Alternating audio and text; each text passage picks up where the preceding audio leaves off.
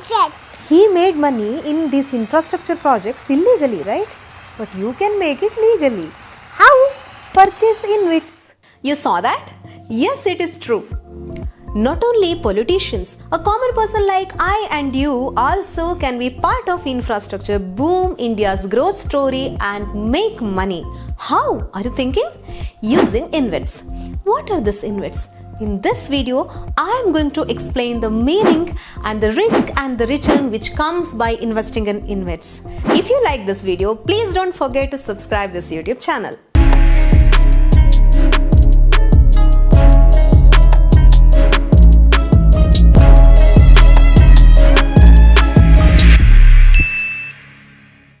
Are InvITs?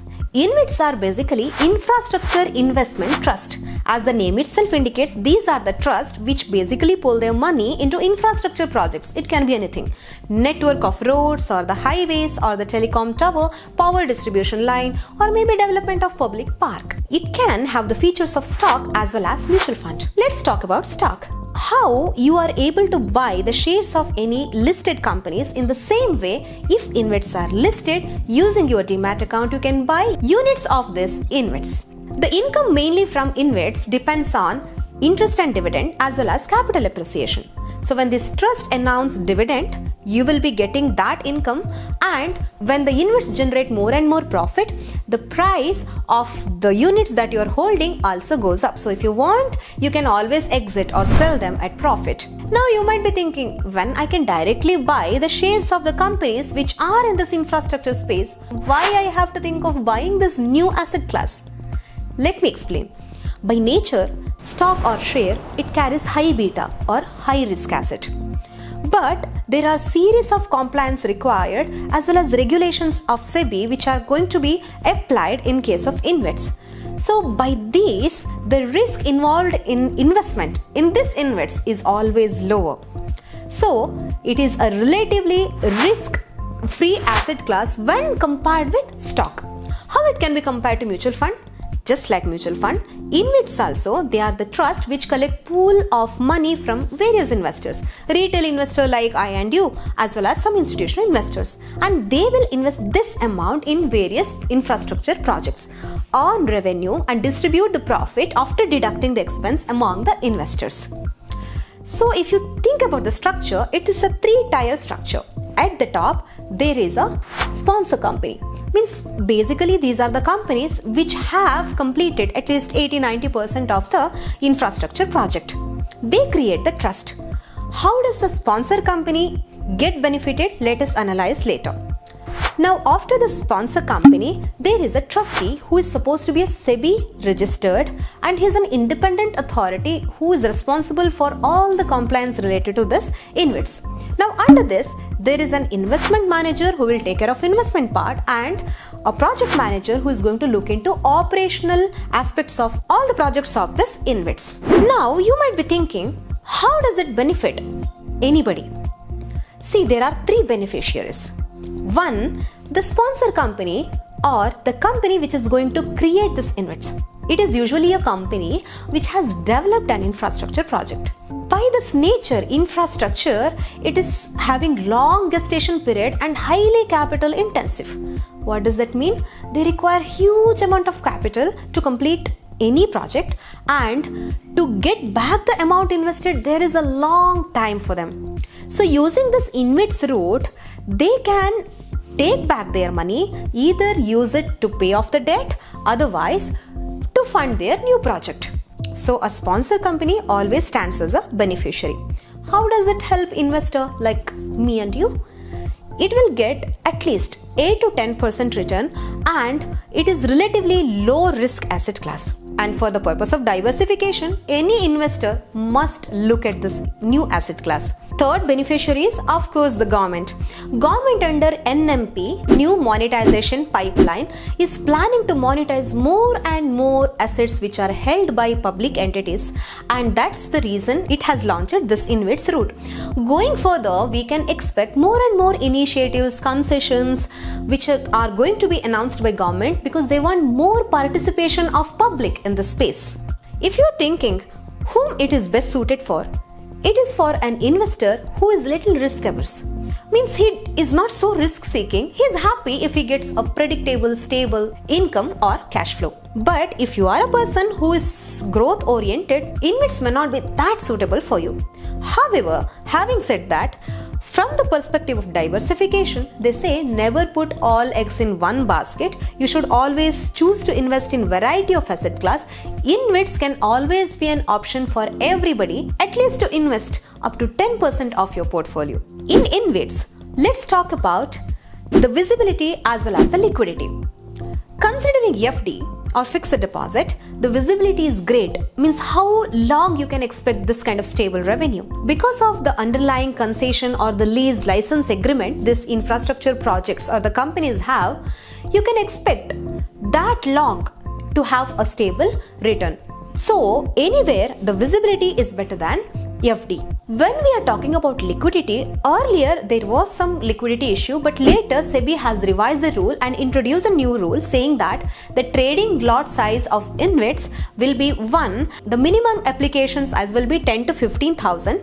So you will be able to exit or sell them at the time that you want. It is definitely liquid asset class. Why I am emphasizing on liquidity? Because I firmly believe along with profitability, liquidity is an important criteria which every investor should look into before considering an asset class. Now, obviously, I can understand you might be having a lot of questions in your mind. Why should I consider this new asset class?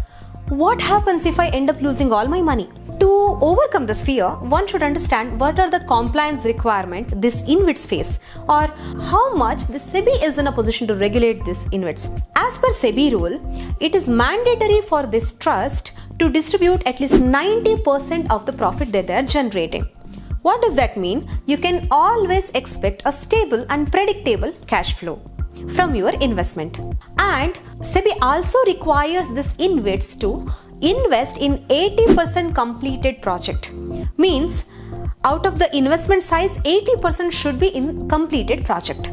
That means there is little under construction risk, or even if there is a risk of under construction, it is very minimal. Third point is about the debt. The maximum cap which is fixed for this InvITs to accept debt is 70%. They cannot cross this.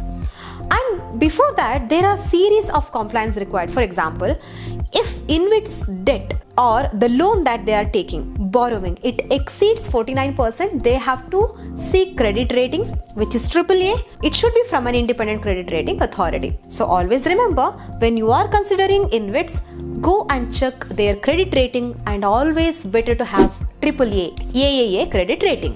What about the taxation part of InvIT? If income comes from interest or rental or dividend, then it is added as income from other sources and taxed in the hands of individual investor according to the existing applicable tax slab rates. If the InvIT units are redeemed, profit after considering the cost of acquisition by them, the tax is levied. If InvIT, the trust, has distributed repayment of the loan which it has received from special purpose vehicle among investors, earlier it was not taxed.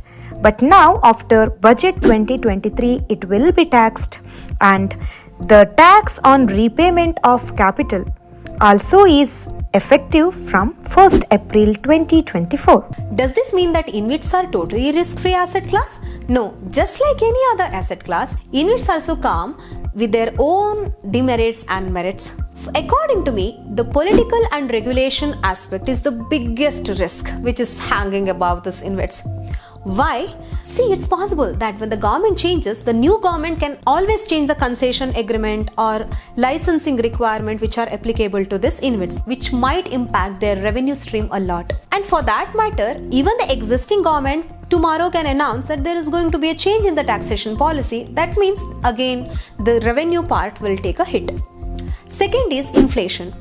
When the inflation goes up, it will definitely push up the operational cost of this InvITs, and most of the time this trust may not be having that kind of power to increase the tariff or the revenue stream to an extent to bring it in line with the inflation.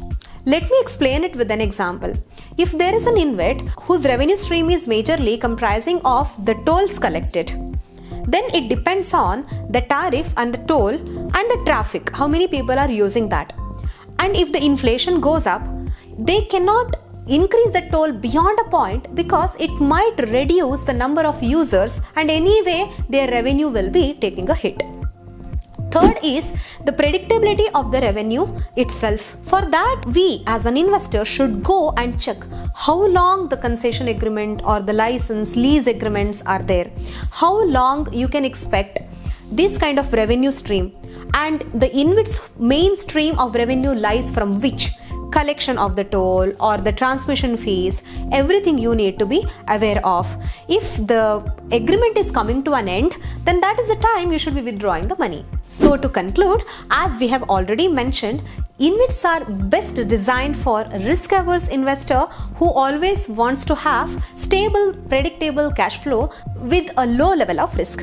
And it may not be that suitable for someone who is seeking growth. But definitely considering the diversification criteria, this is one of the instruments every investor should look into. Now that you have sound understanding of what is InvITs, how they function, and how much you can expect, etc., tell me in the comment section whether it is suitable for your financial goal and investment philosophy.